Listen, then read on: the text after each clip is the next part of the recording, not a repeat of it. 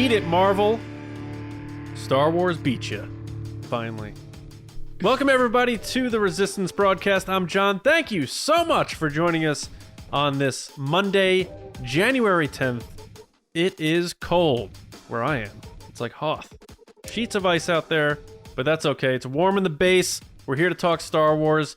Very excited to get into all the latest news and give our takes on all that stuff. And with me, as always, is James and Lacey. What is going on? James, what's up, dude? Did you get a new desk or something? What's going on?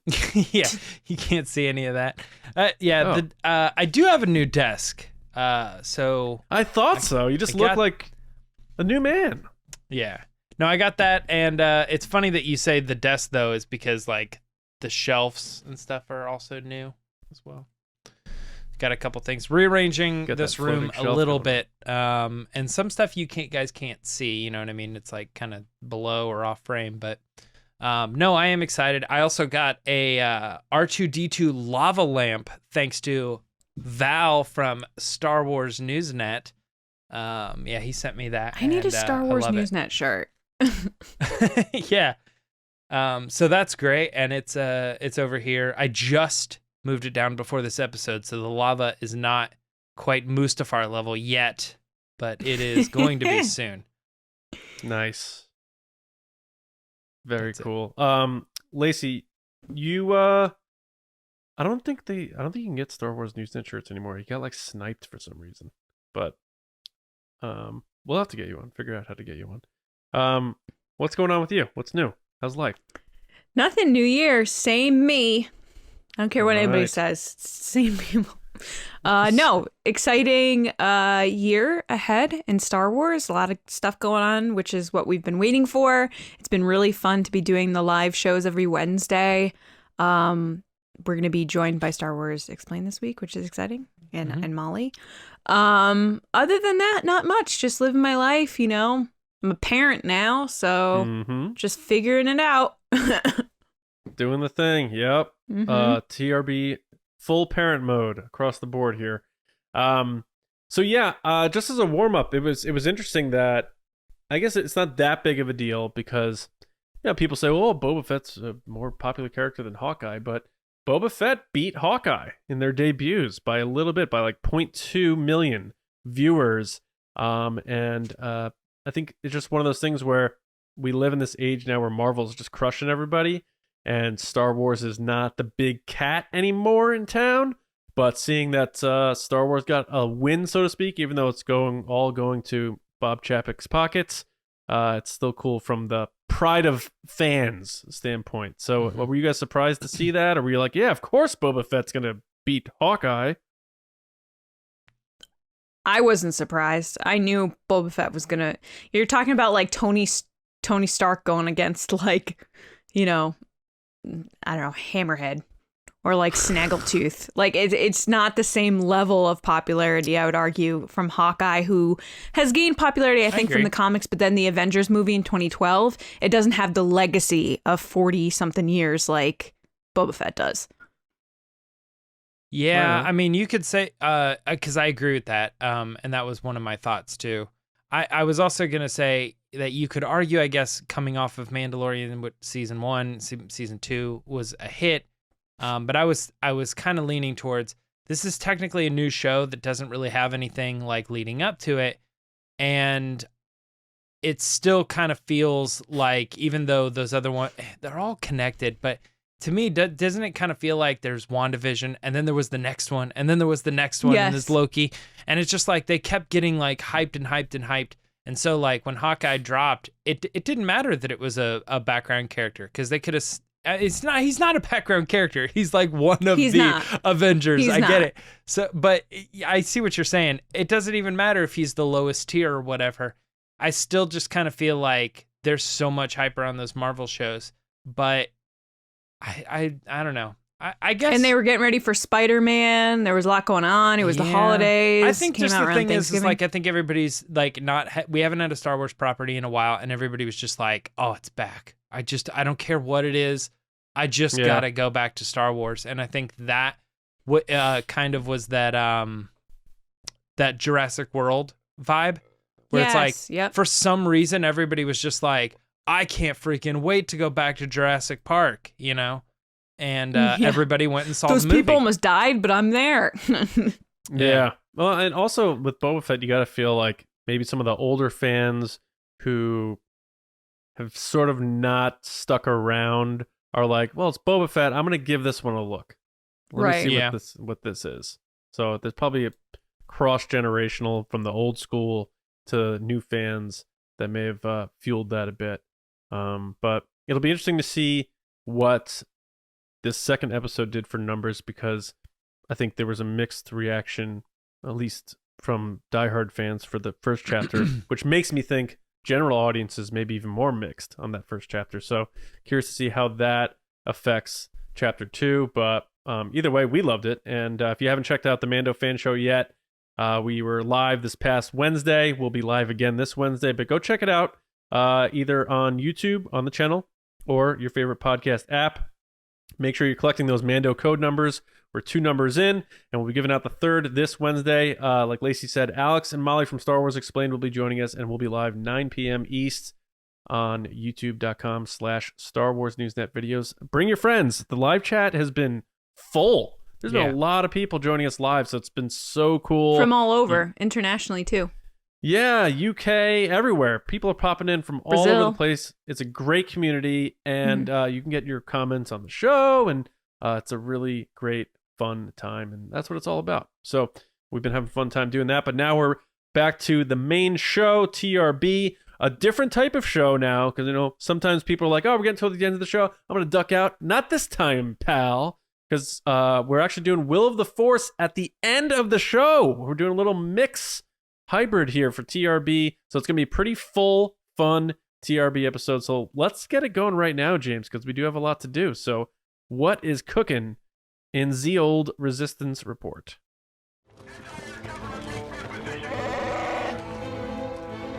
It's the Resistance.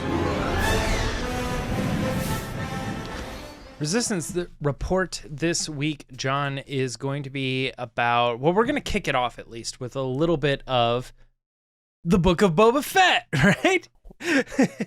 It seems like it's everywhere, and people are doing all of their rounds for publicity and promotion behind this thing, and one of those people would be Jennifer Beals, who's been in the first 2 episodes so far, and she was in fact doing an interview with Harper's Bazaar, and they were asking a lot about her character and what it was like being on set. And it was actually really surprising. I kind of wouldn't have expected this, but we always like it when the people who are involved in the show they gush over being involved in Star Wars and they can't believe it. And I had a great time and I wish I could go back and I want to do more. It is interesting. She said she can't talk too much about her character, which really heavily implies that she's more involved than these first 2 episodes, or just the kind. She's clearly not the door person, but you get what I'm saying. Like, she's not just someone who's like standing around.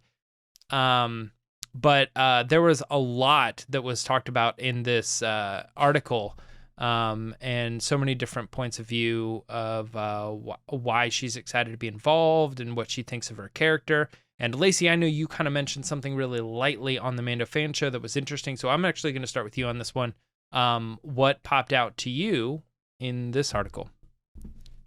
Well, first of all, I think she's done an amazing job so far. I know she hasn't had like huge roles. She's had like a couple lines here and there, but like the intrigue with her character is so exciting, because I think that we all assume that something else is going on there with her sanctuary bar or her cantina, and like how she plays into this world.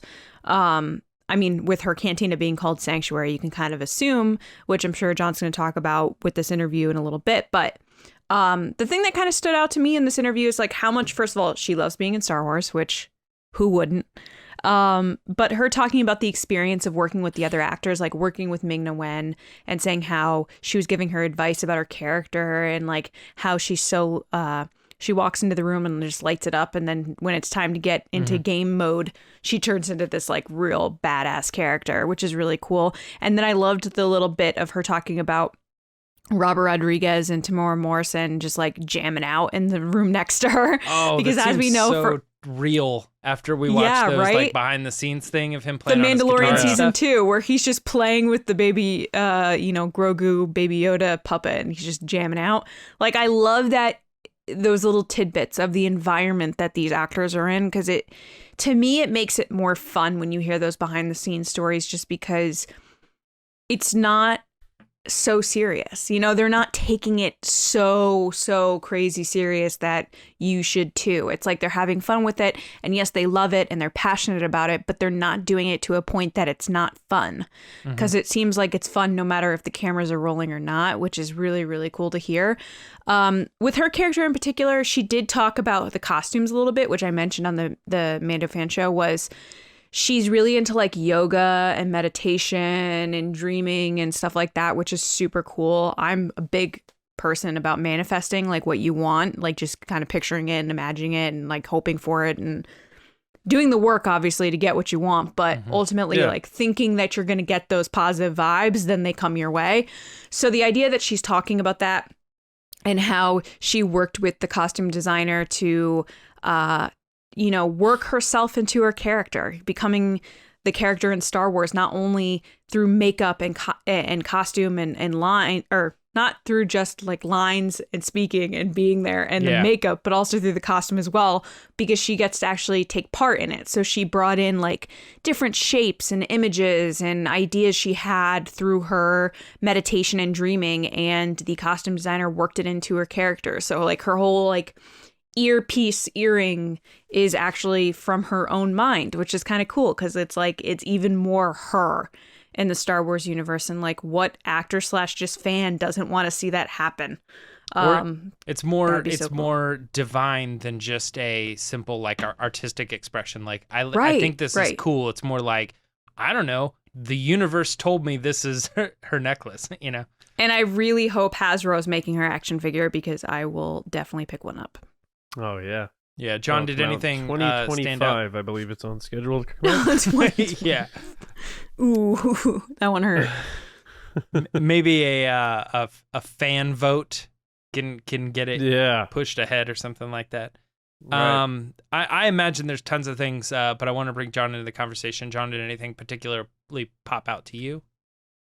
Yeah, so sometimes actors get their little talking points and things that they can bring up to get cred with fans, but she seemed to be speaking quite improvisationally and candidly in these interviews, in terms of like the type of wording she's using and stuff, and the fact that she said she's not like any other Twi'lek we've seen, she's enormously wealthy, blah blah blah.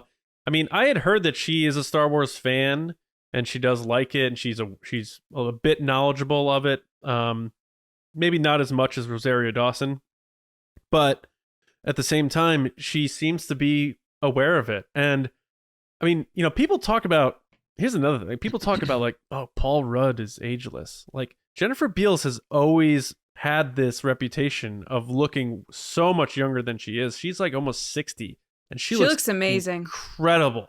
Her and Ming-Na Wen too. She's like 58.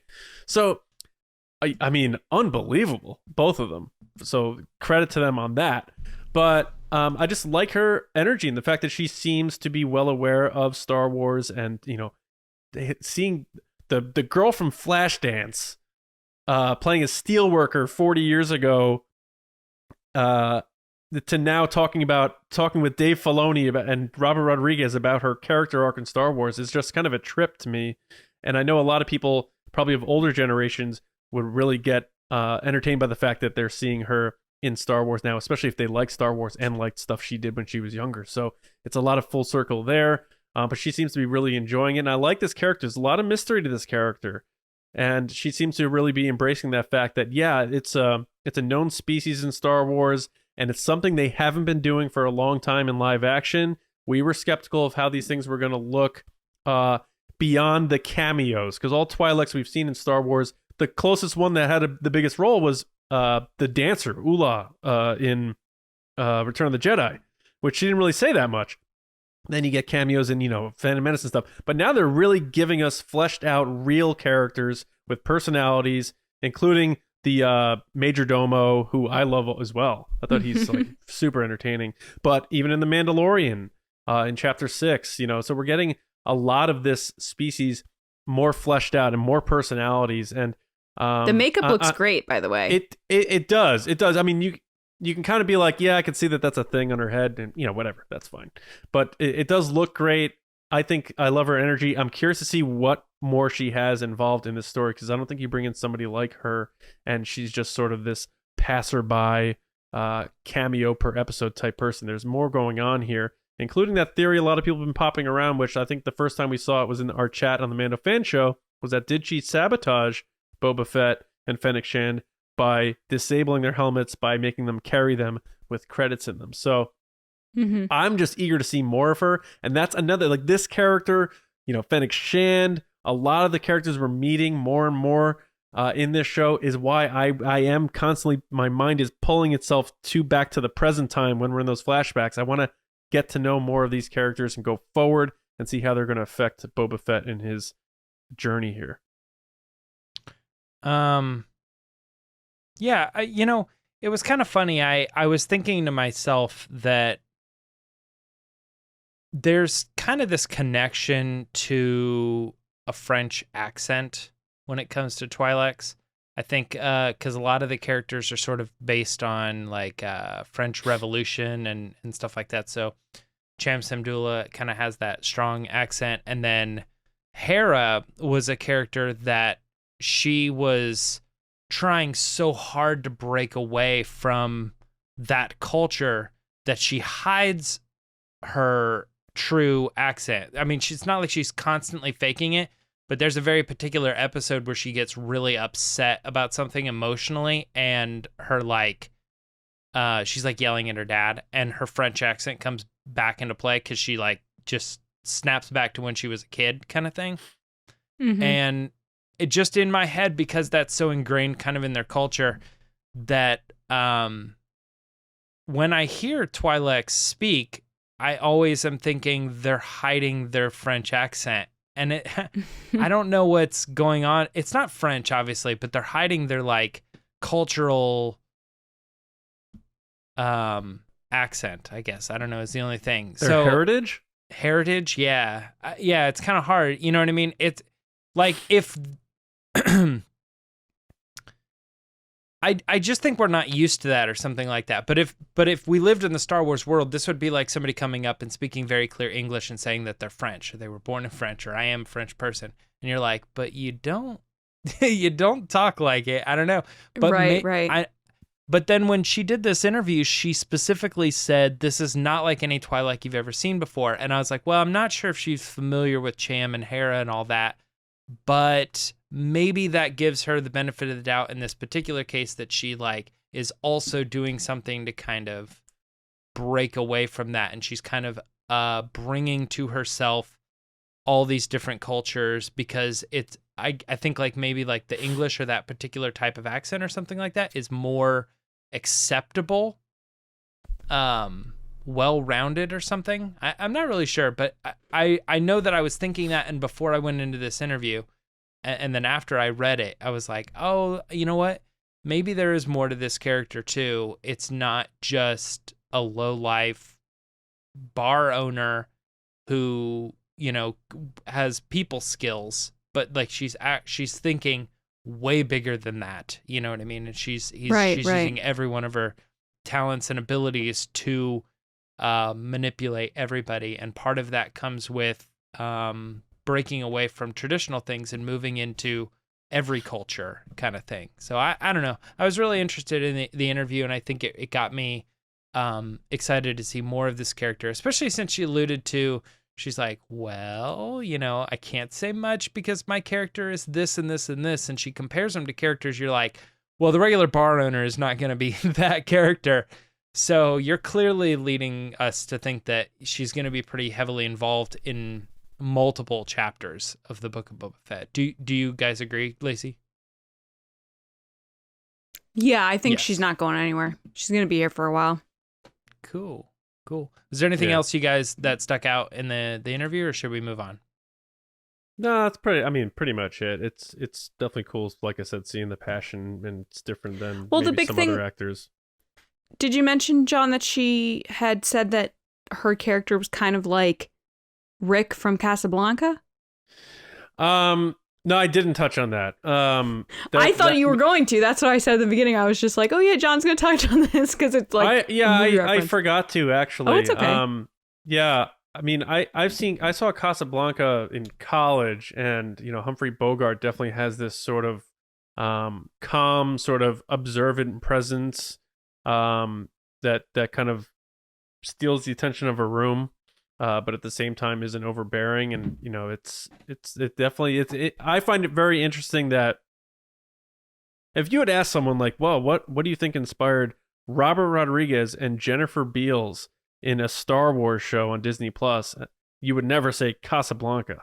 So I actually am surprised that I'm not surprised that that's the movie that they're saying, because it is like one of the top 10 movies of all time. Yeah. So it's not that surprising. But yeah, I mean, for kind of a gunslinger Western, definitely, because that's kind of like the sweeping, dramatic, romantic movies that everybody thinks of. But the character itself, once you get down to the nitty gritty, it is very similar. Like Rick doesn't get involved with any of the drama or any of the trouble. He doesn't want anything to do with it. Once you walk through his doors, it's a neutral zone. Her canteen is called the Sanctuary. Like, it's kind of just like, hey, come in. We take care of everybody, no matter what side of the business you're on. But it makes you wonder, because in Casablanca happens too, when is it going to cross that line? When is she going to cross the line of, I need to pick a side? And the question is, whose side is she going to pick?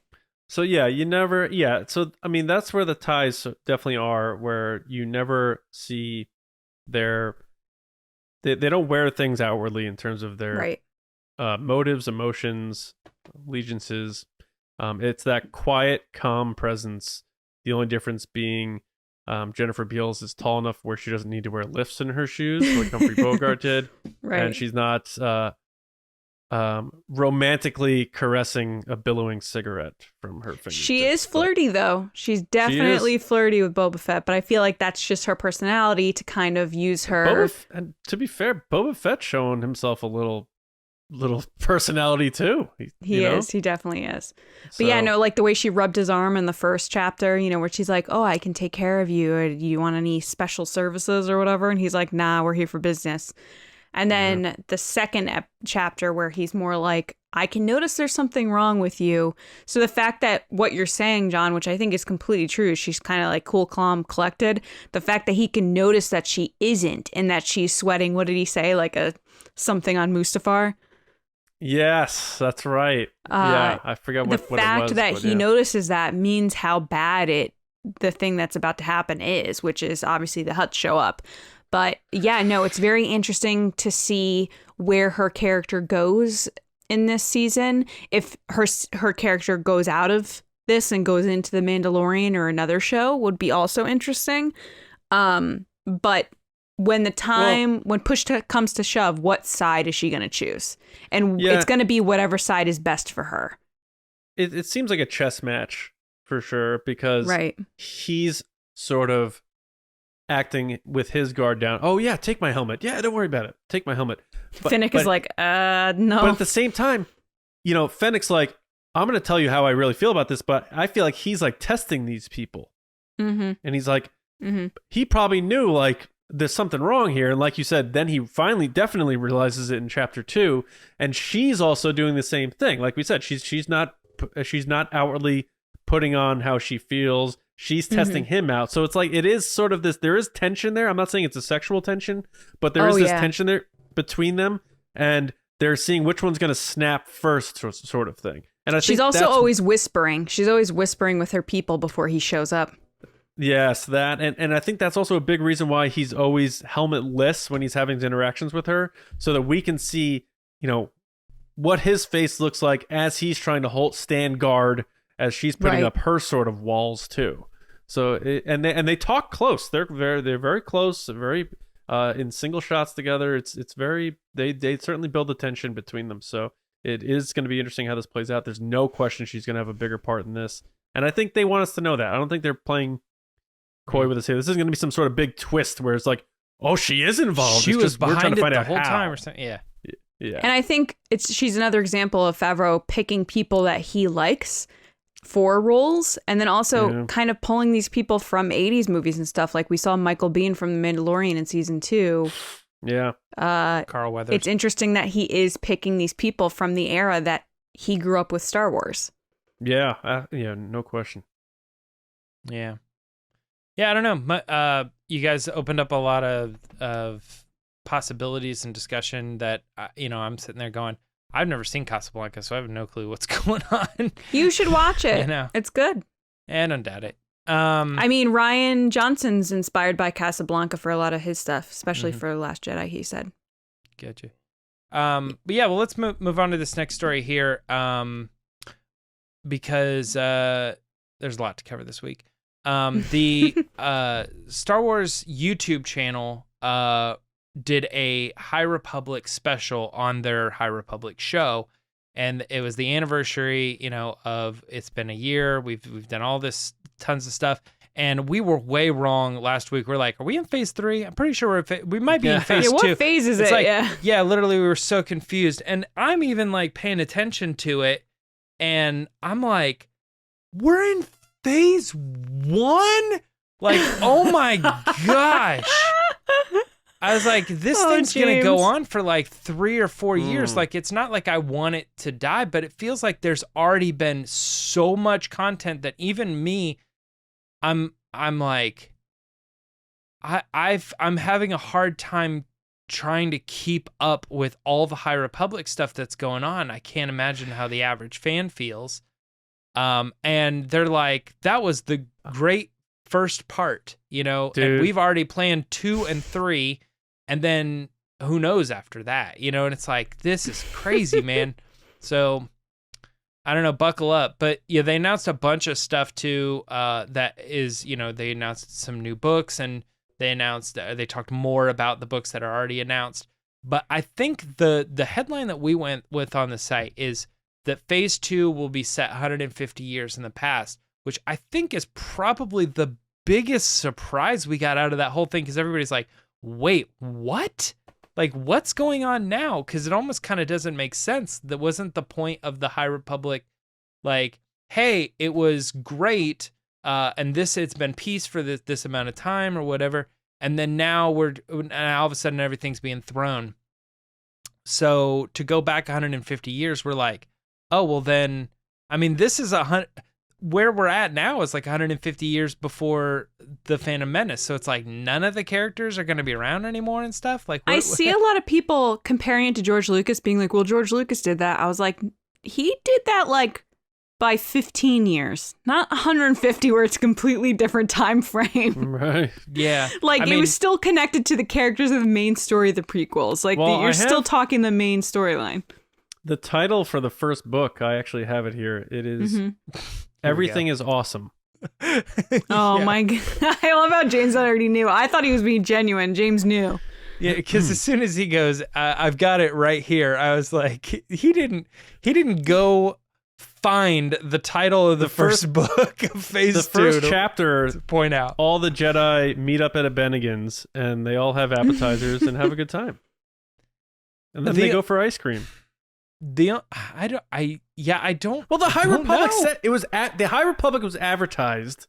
Here I go, as a time of peace, the Jedi at their height, and everything's great. And like you said, James, then we're going back. So were things crappy, and then they got better for the High Republic, but we're still in the High Republic?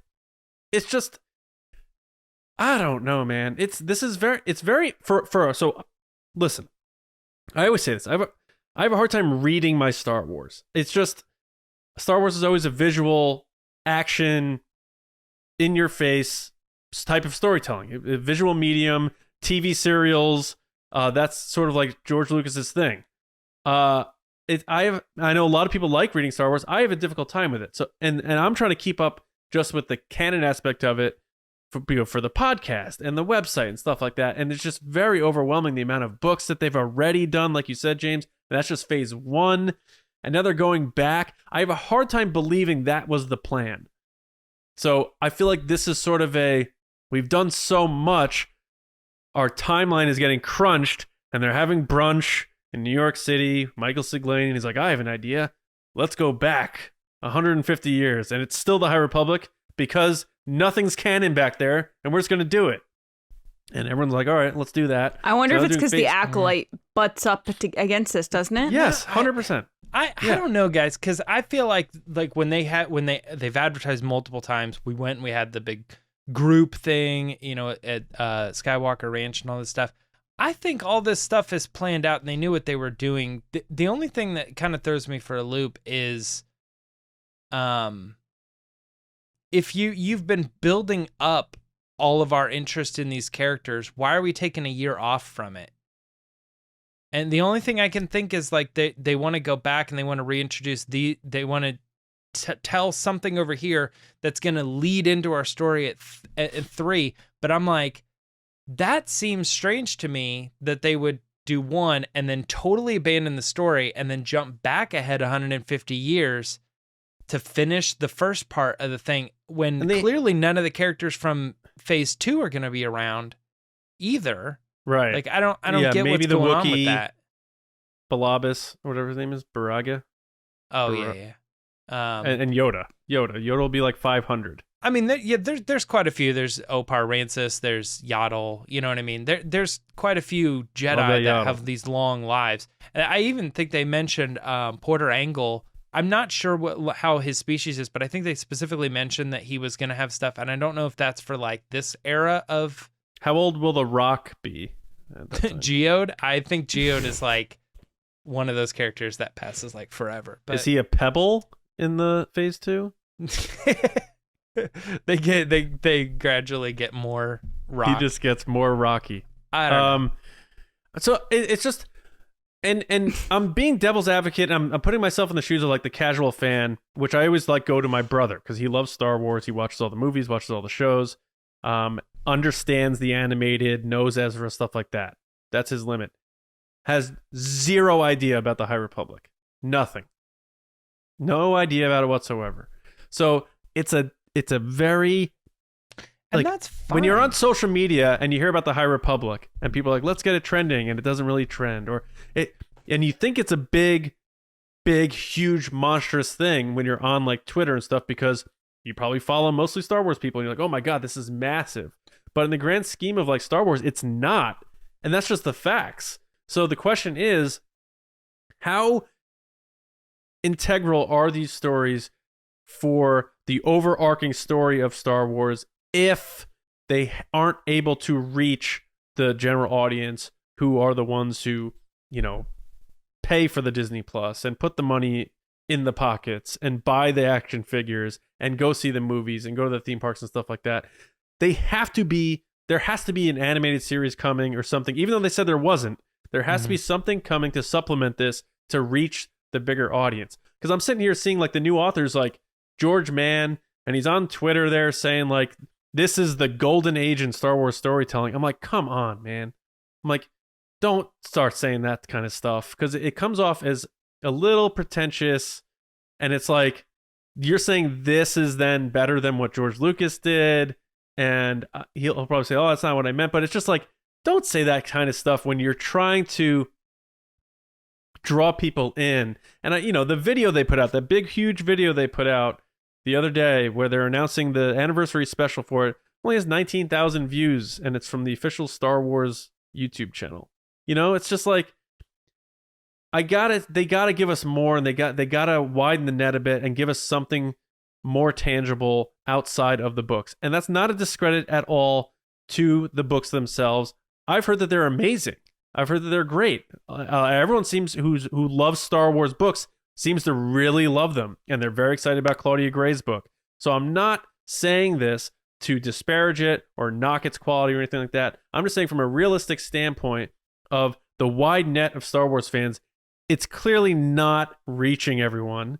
They need to do more to get people to understand what this is, to add credence and value to those stories so we know that they are going to mean something. Because unless you're reaching everyone, these stories are going to kind of be like those in-between comic books where it's like, yeah, this happened, but if you missed it, that's okay. You're not going to lose a connection. You know what I'm saying? Mm-hmm. Mm-hmm. I was hoping that the Acolyte would solve this problem, because what they were doing was they were building up a collection of comics and stories. And then when the Acolyte came out and everybody was like, well, this is amazing. Where do I get more of this? They're like, oh, you need to be paying attention to the comics and stuff. But this thing threw me for a loop going 150 years in the past. I'm like, man, then I don't know how to. That's what I'm confused about, because I thought the Acolyte was the end of the High Republic. It's supposed to be, yeah, that's what they said. Yeah. So that's why I was like, oh, this makes sense. All this is leading up to the Acolyte, and whatever happens to the Acolyte, you can like that on its own. Or if you want more, like you said, James, you can go back and read all these books and get some background information. You know what it could be too is, I don't know how far, there's rumors that Acolyte's starting filming in like May or something. Well, that's like what I was saying before, is like maybe it's because that story isn't fleshed out and they don't want to share those details. Or you don't want to pigeonhole Leslie Headland to be like, this High Republic book is going right up to the start of your show, so that you're beholden to that. You can't do a flashback. You can't do anything. Whatever happens in this book, that, you know, I mean... Because you have to think that this was originally going to be announced at New York Comic Con in 2019. They then pushed it to 2020. When did they announce the Headland series? In 2020. So if there's anything we've learned as being kind of ingrained in the Star Wars news cycle, is that even if this stuff was planned, and James, I totally agree with you, from the Skywalker Ranch stuff, like I think there was a fleshed out timeline with characters and where it's going and where the future holds for the series. I think that they've done that planning up to a certain point, and then they've hit this spot where they're like, I do too. We can't go any further because of this other content, which wasn't originally planned for, is now happening. So like we have to go around that, and the only way you can go around it until the show happens is to go backwards. The book's probably sold well enough where they're like, it's just like with a show. We're going to order another series, and we're going to bring in new authors. But they can't go forward because they don't want to, like you said, pigeonhole her. But I think also, I don't think they're willing to share that information anyway. I don't think this TV show is going to be like, let's give 20 authors information on the series. If her series is about Sith and artifacts and influenced by like world, like globe traveling and finding artifacts and stuff, that sounds like there's a lot of history and stuff in this show, where maybe there are flashbacks or something where she needs to rely on an open canvas that's a little predating her show. So I think a lot of that plays into this whole thing. I'm just curious. We'll never know. Like, we always intended to do this and then go back. It's a hard pill for me to swallow. I'm fine with it. It's not a big deal. I'm not like, we got you. But I don't know. It's interesting. And the authors are all people that have done short stories, right? There's nobody that they've chosen as a new author that's like, right? I'm not entirely familiar with the new.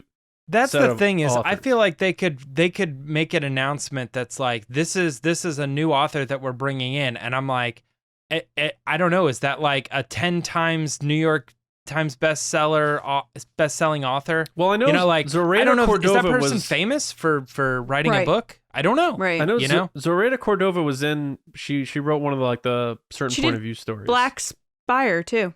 Yeah, I'm not saying like what is their history with Star Wars stories. I'm saying like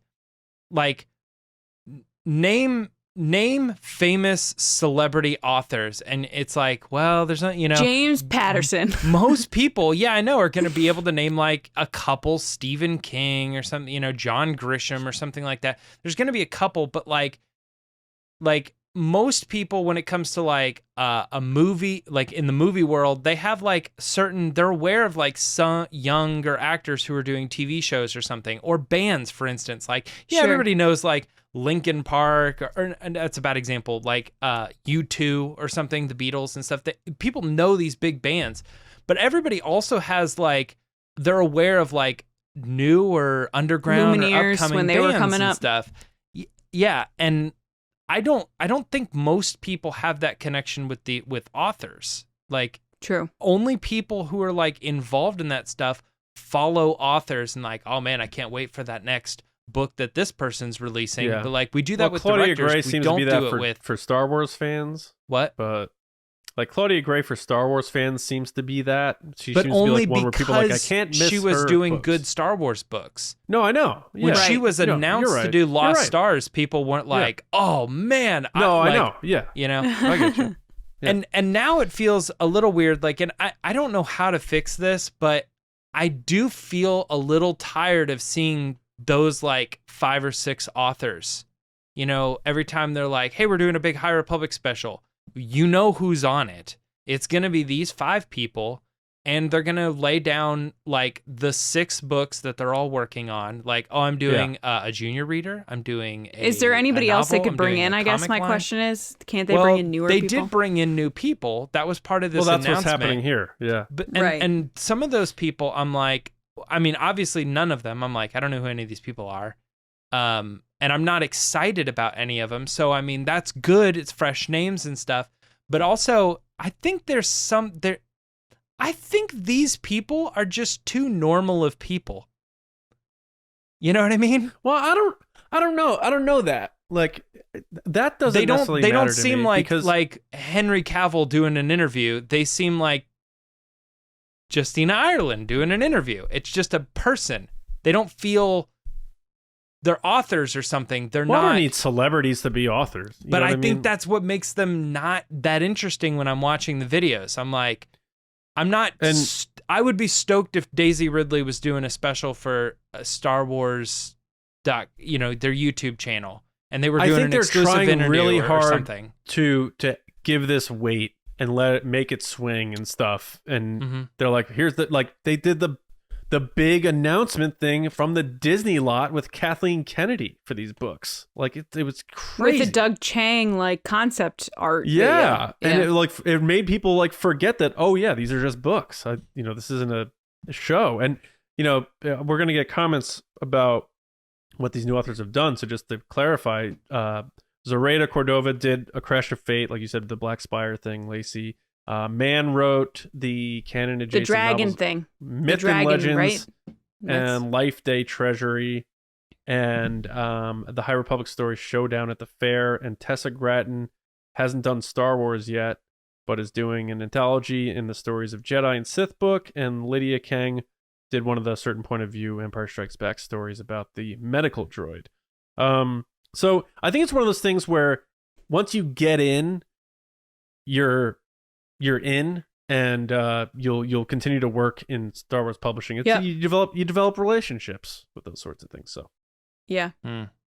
Totally. Yeah, I mean, I'm interested to see where it goes. And overall, every time they make these announcements and I see the people that, we're friends with and we're a part of this community with and how hyped they are, I get excited for them. And I really hope everyone enjoys this new, phase 2.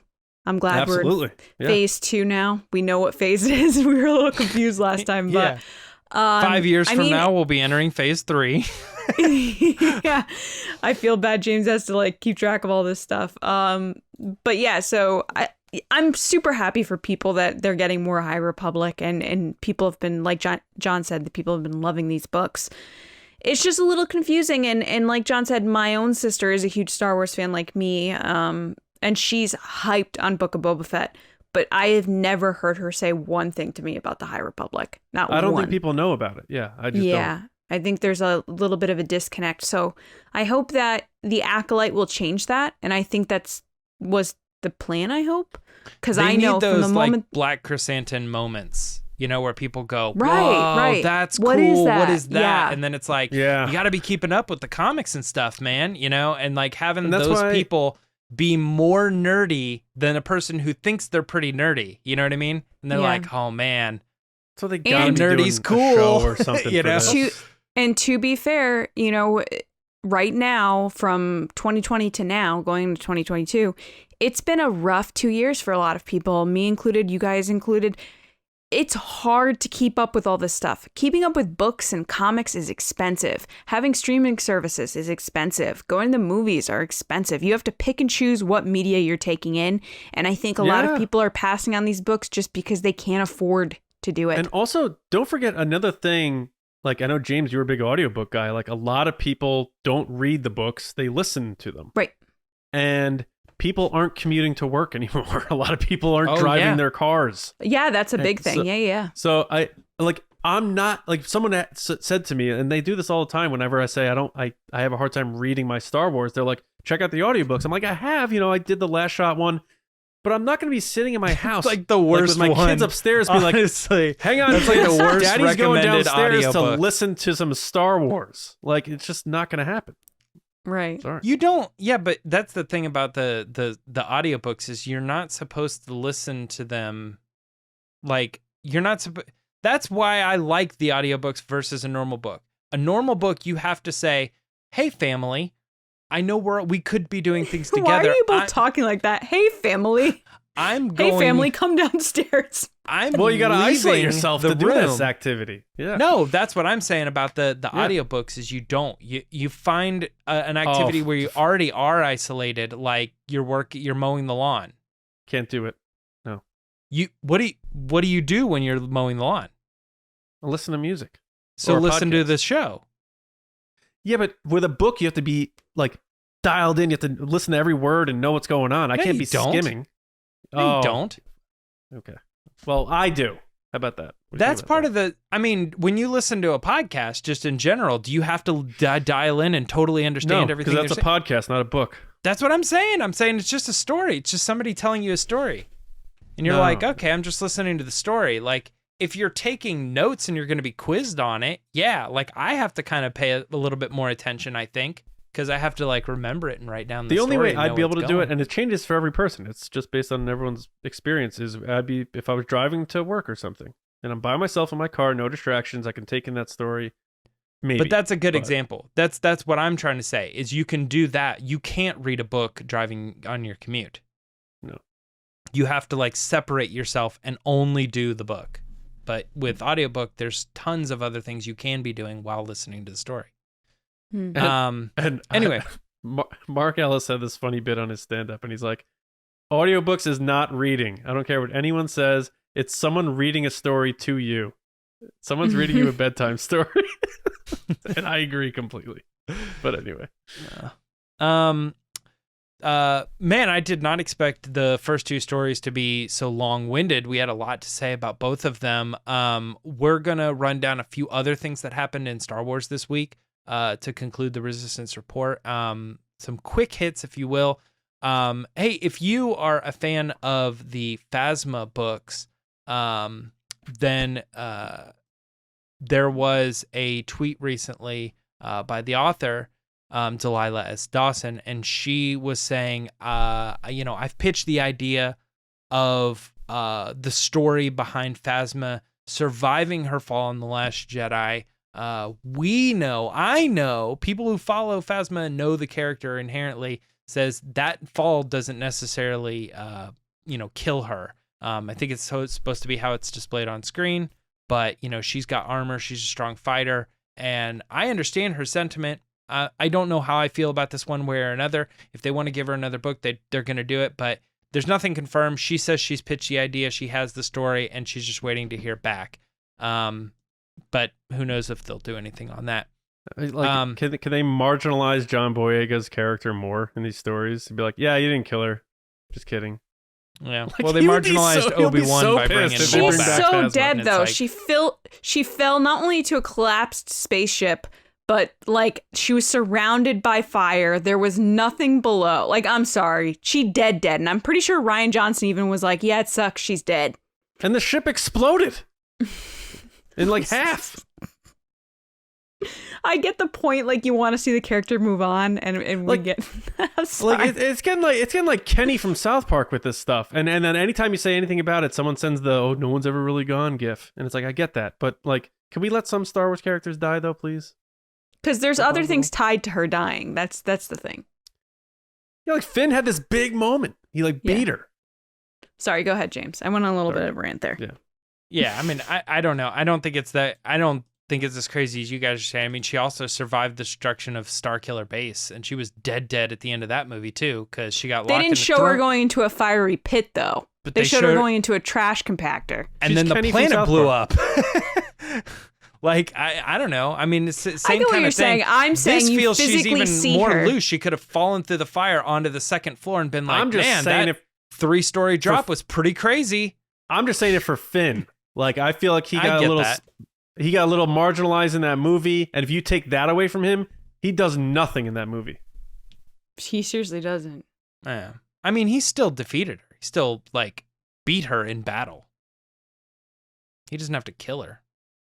He's like, Did he rebel though? scum. Hits her, Ray she falls. She's like, ow!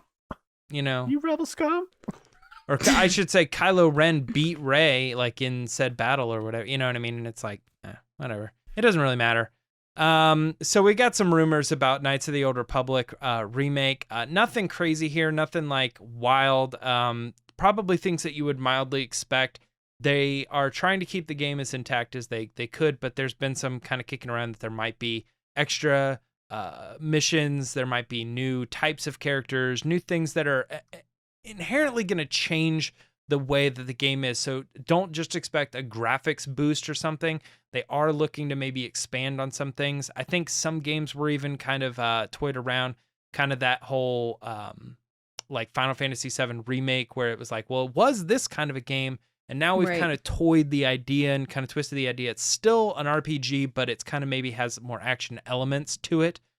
So, you know, it might not be as easy of a straight remake as we're imagining. It's going to be fun. It's going to be something that's going to match in this gaming's era. You can probably imagine, but all this new information that we have is just rumors, and still not. I feel like that's going to sell a lot of as we know. copies. Yeah, I bet it will. Yeah.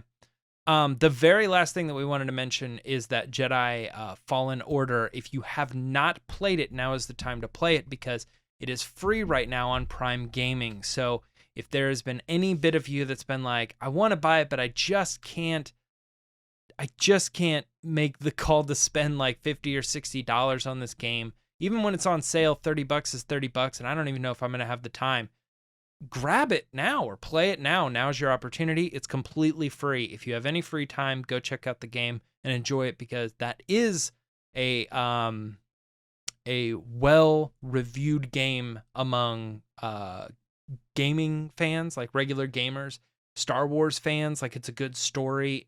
We're interested in where the characters are going to go. There's a lot of lore and stuff involved as well. So if you're that kind of person, so go check out Jedi Fallen Order. If you haven't yet, it's free. So that's it for Resistance Report this week. Lacey, we got a pod race to talk about. All right, guys, it's time for the Patreon pod race.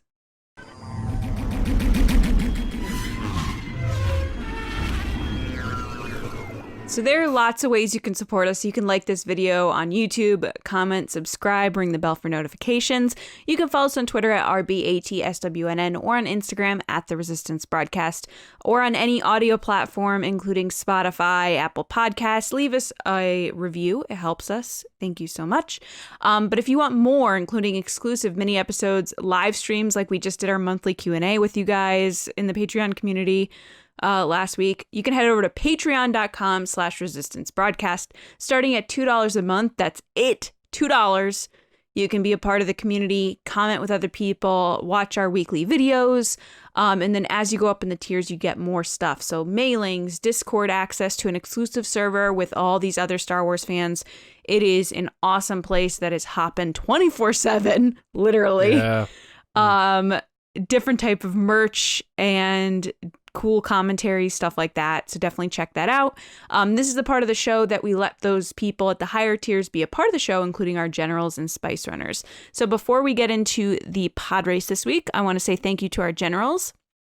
So thank you to Carmelo, Andrew Staley, Jeremy Myers, John Reese, Jetta Rosewater, Paul Olson, Oliver Lewis, Frank Grande, Joe Ritchie, Darth Hurricane, John Charlton, Nick Kratz, Christian Morales, Brian Smith, Matt Chitty, Nathan Shank, Danny, and Val Trichkoff. Thank you guys so much, and welcome Danny as a new general, by the way. Yeah. Spice Runners, we have David Probus, Neil Shaw, Double C Chris, Kendall Gellner, Ryan Waara, Dave Hornack, Micah Harrison, and Thomas Hennessy. Thank you guys so much for supporting us over on Patreon. This week we have a Spice Runner, Ryan Waara. What up, Ryan? Hey. And we asked him a question, and he gave us his answer. So first of all, his question is, if Star Wars developed a new film trilogy, trilogy, would you prefer it to take place after episode 9 or before episode 1?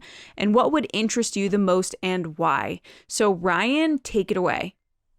Thanks, guys. I'm a big fan of the original trilogy, and I would really like to see them fill in that gap between Return of the Jedi and The Force Awakens. But since that's not the question this week, I would definitely have to pick a new set of movies taking place after Episode 9, Episode 10, 11, and 12, just to see what happens next. Presumably, there's a huge power vacuum, right? First Order's gone, the Sith fleet is gone, probably, I don't know. The Emperor, probably gone again, let's hope. So what happens next, right? The Republic is gone as well. Is it just a big free-for-all? Is there just crime everywhere? What's going on? Also, what happens with Rey? Presumably she's going to continue and rebuild the Jedi Order. Maybe she won't. I don't know. It doesn't have to include all those original characters that we saw in the sequel trilogy either. I would really like to see new characters, new adventures, new planets, just all kinds of new stuff. Let's see where it goes. Anyway, keep up the great work. Can't wait to see it Celebration. Take care. Nicely done, Ryan. Great job. So legit. Your setup is so legit. So, John, what did you think? I thought his answer, which wasn't one of the choices, was interesting. He thinks that they could fit a trilogy in between Return of the Jedi and The Force Awakens. I think that's interesting. But, I mean, it looks like the TV stuff is conquering that territory right now. But I like that. But I do like that he said after. That whole blank canvas is a very appealing in what they can do. And I like how he kind of said, bring Rey back and continue that story, but you don't necessarily have to bring everyone back. Let's meet new people, go new places, and see what they have to tell us with that story. So, and then him introducing that sort of element of chaos where it's like, well, the Sith fleet's gone, First Order's gone, the Republic's kind of gone too. So what does that look like? That's also provocative to me as well. So I thought you did a great job, Ryan. Great answers, well thought out. And you made me think about, they could technically sandwich something in there as well, in between 6 and 7. So, very cool answer. And I do really look forward to seeing you in Celebration. Hopefully it all stays on and stays forward, and we're out there in May, and look forward to hanging out with you, man. So, thank you. Awesome. James? Yeah, not a bad answer at all, especially like that stuff between, I think, John, you said it, Return of the Jedi and The Force Awakens, but it looks like TV's kind of handling it. I'd like to see that. I'm interested in what they do after 9. I think if I had to give an answer, I would say before, but somehow that just feels like it ties into like, I just want to see Old Republic, or I just want to see High Republic or something. I kind of like that world, and I feel like in some ways you can make that just as free and open and blank canvas as something that comes after 9. But if you get too close to 9, I feel like it's not blank canvas anymore, because you have to explain what's going on with the New Republic, and you have to explain who's trying to take over the galaxy again, like 10 years after the last time somebody took over the galaxy. And that stuff feels weird to me. You want to tell me it's like 1,000 years before? Sure, whatever. I'm fine. Somebody tries to take over the galaxy, but you tell me it's 10 years after the last huge insurrection. I don't know. It's just kind of not believable, or it makes me care less. So if they want to jump 1,000 years in the future, that'd be better. Something like that. Right. Something crazy. But I just feel like some big jump either way is fine. But I like I said, I like your answer. And I think that I'm almost thinking they might go that direction of give Rey her movie, give Finn his movie, kind of thing, and kind of split that stuff up. It's good to have them together, but maybe the Marvel way is kind of a way to do it. We can have Captain America over here, we can have Iron Man over there, and then every once in a while we can bring them together, and it really gets exciting, and everybody's excited for that, to see the 3 back together or something. But they can live on their own adventures and do their own things, and maybe everything doesn't have to be so high stakes. We can get into character development. Let Rey deal with this villain in Rey's world. And then when they all 3 come together, it's a little more global. It affects all their worlds and the worlds of the people they care about. Something like that. So I don't know. That long answer to a Spice Runner question, but hey, or a pod race question, I should say. But thank you for doing that. Yeah. Ryan, I think you gave a great answer. I'm definitely in the boat of wanting to see more from Rey. I think we only got the beginning of her story, and there's so much more to come. So thank you for that. And we can't wait to see you at Celebration. We hope to see you this year. Not that we're not going to see you. We're just hoping that it's going to happen. Fingers crossed right now, because we've got plans. We're already starting now. So we hope to see you there. And now we're going to head to John to do Will of the Force. So we're mixing things up a little bit because of the live shows every week. So instead of what we normally do. I've never hosted Will of the Force. This is well, weird. now's a new day. New year, new you. Yeah. All right. Go ahead, John. I didn't. Yeah. All right. I figured because James did a lot of the new stuff, so I'd give him a break. I was going to offer to either one of you if you wanted to take it. But yeah, it's all John. Go ahead, John. I fear nothing, for all this, as the Force wills it. All right. It is Will of the Force. You know the deal, but if you're new to us, basically we get a question that is in the form of will this happen, won't it happen, and you have to sort of give an answer whether it will or will not. We also, another Patreon benefit, you get to submit topics to the show, and this being one of those segments here. So we dedicated this whole segment, since we haven't done Will in the Force in a while, to all patron submissions, and we have 3 we're going to go through here. So a bit of a extra content TRB episode, as we said before, so if you stuck around, good for you. This first one here is from Commander Stephen Bowman. What's up, Stephen? How you doing, buddy? He asked, will the Book of Boba Fett have a post-credits stinger that leads into another series? If so, which one do you think it would be? So are we getting a similar treatment that The Mandalorian Season 2 had at the end of the Book of Boba Fett? James, what do you think? I'm going to say no. The reason is because I think they did the stinger for Book of Boba Fett very specifically because it didn't tie in with their announcements on Investors Day and stuff. I think they just wanted to do that and hold that surprise and make that a special thing, and I don't think it's the new precedent. Because if they wanted to lead into the next series and do things like that, they probably would have done it with Mandalorian Season 1. But I think it was a special thing that they did for Mandalorian Season 2.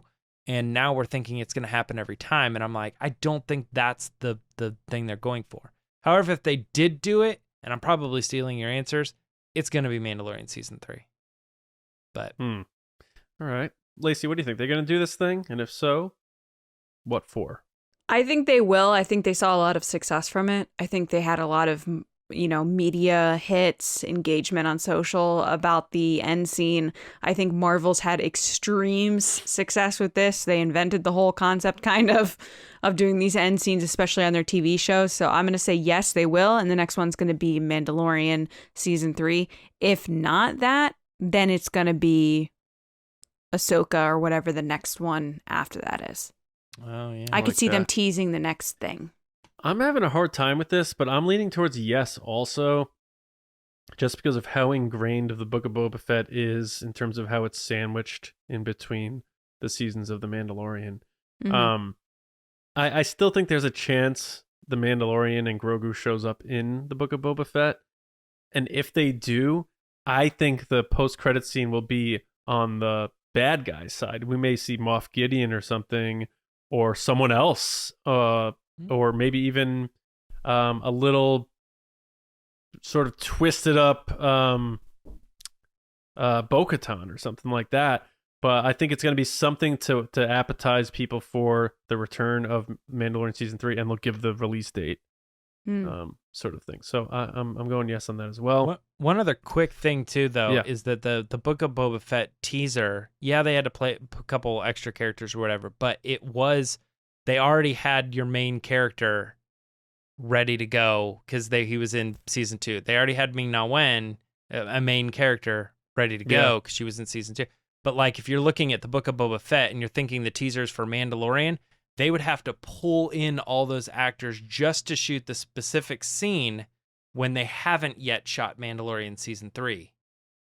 Aren't they filming it now, though? They're filming it right now. I mean, they might be filming it now, but then they'd have to edit that at the end of the final episode.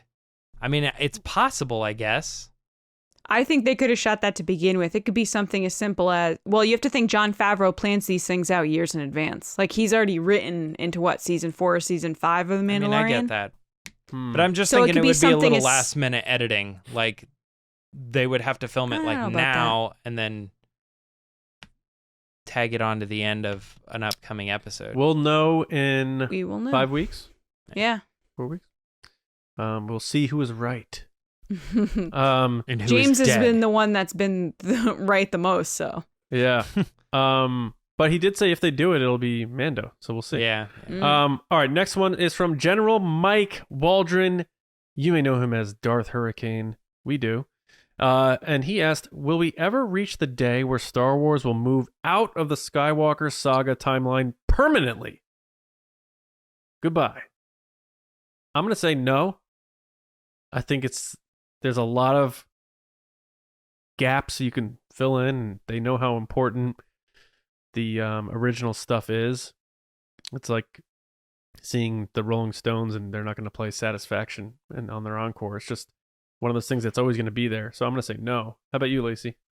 I'm also going to say no. I think this is a great question, Mike, by the way, but I'm going to say no because I think it would make people too upset to completely separate it from the Skywalker Saga, in the sense of the things that we get the most excited for are the things that are tied to it. I mean, look at the Book of Boba Fett. We got excited for the Hutts to show up. And the Hutt, Jabba the Hutt was in, what, a couple of movies for a couple minutes, nothing crazy. Yeah. But just the idea that it was tied to something like, oh my gosh, Return of the Jedi with Luke Skywalker. Oh my gosh, this moment in The Phantom Menace. I don't think they want to remove those kind of nostalgic moments from Star Wars because that's what we get so excited for. And it also, it feels like kind of welcoming, comforting to see those connections. Nice. Yep. James, the 60 or so year stretch of the Skywalker Saga, are we going to leave that forever at some point? I lose sleep over thinking about how many stories can you really tell. What? Like, sometimes I think about the stuff that they're doing, like, oh, they're doing another book which showcases what Luke was doing between 4 and 5, and then there's these comics, and then there's those things, and then they do this video game, and I'm like, at what point did you tell 365 stories about a year's time? And it's Right. like every single story was like one day of this person's life. It's like you're starting to get crazy, and then you're out because you can't ever tell another story. It doesn't match up. He was already here, or she was already involved in this thing. You've told too many stories that it can't possibly line up, and they just have to be like ambiguous and just say, yeah, it was just another day that this happened. And I've said that works for like Han Solo over the course of like 7 years. You can continue to tell different stories and stuff because he swindled so many people. But it does drive me kind of nuts that I think like every time there's a new story, I go, there's another one, and years down the line. But that all being said, they're never going to abandon the original trilogy, because no matter how big another Star Wars property gets, it doesn't matter. It's huge, and it's the biggest box office movie of all time, and it takes place 1,000 years after the Skywalker Saga. They're still going to be putting out comics. They're still going to be putting out books that tell stories of Luke Skywalker, because they're also just going to be making the money over there too. Now they have two Right. things that are making a ton of money. Yeah. They're never going to abandon it. All right. So 3 no's there. Great question. I agree. All good questions so far. So let's do one more. Commander Kyle Baker. Kale. Kyle asked, will Tales of the Jedi be the unannounced project Matt Lanter said he was recording voice work for last year? Oh. For context, in April 2021, way back when, Lanter said, there's some new Lucasfilm animation going on. I've been a part of some things I can't talk about yet. You'll see Anakin again. Interesting. I'm going to say, well, no, Lacey, you go first. I think yes. I think this is a great observation, Kyle. I think the Tales of the Jedi could be these like one-off episodes about specific Jedi. And then you're getting these moments that everyone enjoys. I don't think it Like an necessarily... anthology thing? Yeah, I don't think it necessarily has to be, you know, an ongoing series in the sense of like the same character in every episode. I think it could be a series where they focus on certain Jedi or a certain adventure for each Jedi, and it's a way to kind of give people the ones that's their favorite. I mean, of course, Matt Lanter could just be doing anything, but I think this is a really, really interesting observation, and I'm kind of for it. So I'm going to say yes. I think it will be that. Nice. Yeah, that's a tough thing because it does make me think, well, then what was he doing if not this? But I'm going to say no because, and I'm really going out on a limb and saying this, but I think Tales of the Jedi is the Luke Skywalker Grogu story. Interesting. I think it's that era. It's going to be an animated show. It's going to involve Luke Skywalker, and he's going to have Grogu with him, and then maybe Ben Solo is involved as well. And these are Tales of the Jedi, and he's got his new little order, and they're all going on these little adventures, and they're just raking in money because they can every episode have like cute little baby Yoda, and Mark Hamill can voice the character, and they can de-age his voice now. It just seems so. It's got to happen. But by that token, can't Force Ghost Anakin show up in the voice of Matt Lanter in that show? But is it going to? I mean, I don't like know. that's. I mean, but you're right. That is possible, and that would tie that back in. But I think the idea here is that he's saying, is Matt Lanter reprising his role as Clone Wars Anakin?